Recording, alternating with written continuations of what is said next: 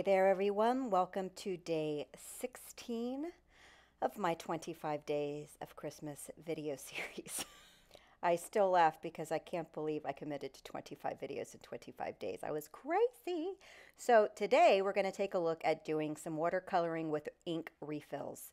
I'm working with this background stamp from the 10 Stamps. It's called Glass Windows.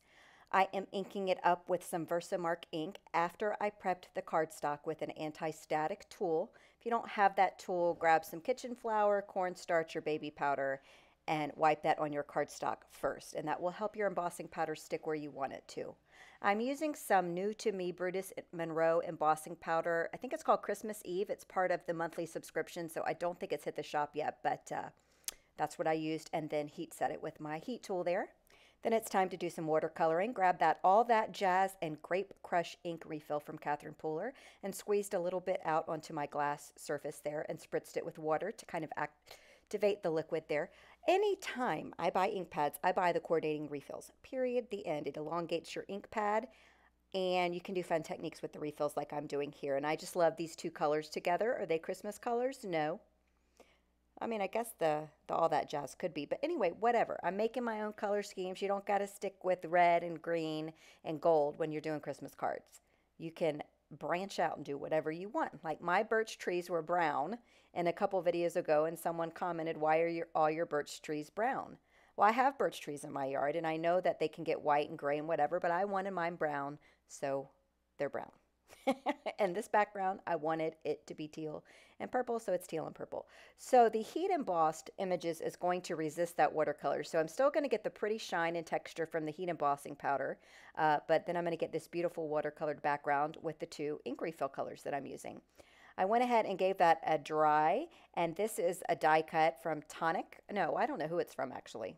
I'll have to look that up and link it in the supply list. So I went ahead and put some adhesive on that, and then I'm just going to adhere that right down there to the card. And that's going to be, that background is so pretty and so vibrant and so fun. That is all I wanted to do for the background on this card there.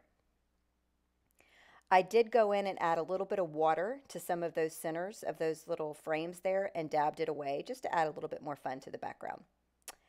When I trimmed this panel down to fit this card, off camera, I was left with a little strip. So I'm going to go in and create a second card with a little strip after we look at this beautiful background. Isn't it pretty? So there's the strip I had left. So I'm going to go ahead and adhere that down to a gray card base. No need to throw that away. It's too pretty to throw away. So I'm trimming that down and making a second card out of this. I sure am. This is Hip Holiday from Catherine Pooler. I'm going to stamp the little stag and the Merry Christmas sentiment with some black midnight ink. Now I could go in and heat emboss this as well to add some more shine, but I decided to leave it alone because again, I really want that watercolored embossed background to be the star. But heat embossing that black would have been nice as well. Then I'm just going to grab a glaze pen I have in my stash and just kind of draw a line there right up against the edge of that patterned paper. And it's a purple pen, by the way, and that's it. That's the two cards. We are done. We are done with video 16. So a 2-for-1er here. You got the first card, and then we made a card with the second, or with the strip of the card that we cut off. So, yep, think about it when you're cutting off your backgrounds. What can you do with those scraps?